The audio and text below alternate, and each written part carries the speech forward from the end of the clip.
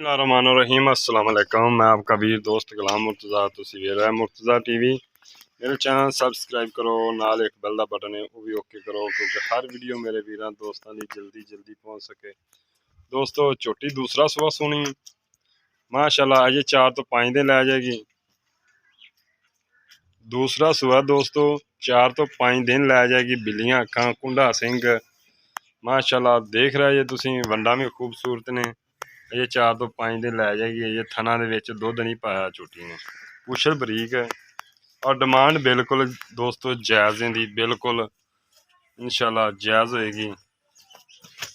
2,35,000 रुपया final demand इनकी सन, final 2,35,000 रुपया इंदा।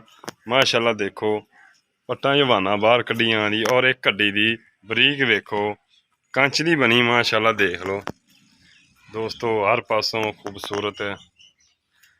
और कोशिश करांगे तसल्ली कराई जाए दोस्तों। आ वेखो दोस्तों माशाल्लाह, अजे तकरीबन 4 तो 5 दिन जा सकती है। इन टोरे ना खुली गल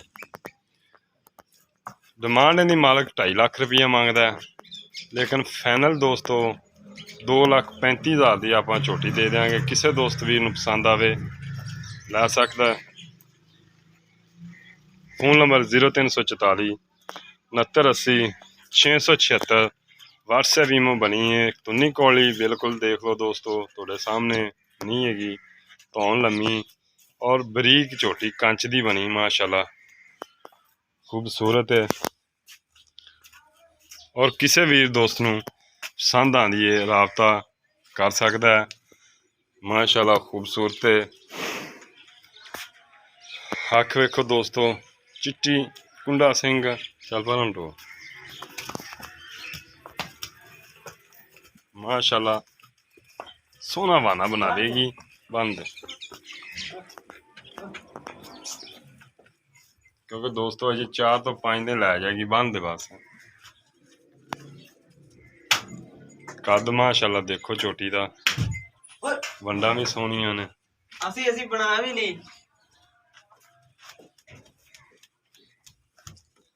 माशाल्लाह तकदी भी है माशाल्लाह खूबसूरत है। वाना वेख लो नहीं पट्टा ही बाहर कड़ी खला है, और वंडा भी खूबसूरत है। चुप है चुप मुठ का थाना खूबसूरत है। अजे दोस्तों 4 तो 5 दिन लै जाएगी। लोकेशन साड़ी आरफ वाला है। Phone number 0344 6980 676। इजाज़त दो, मिलने अच्छी वीडियो नाल। अल्लाह निगहबान, पाकिस्तान जिंदाबाद।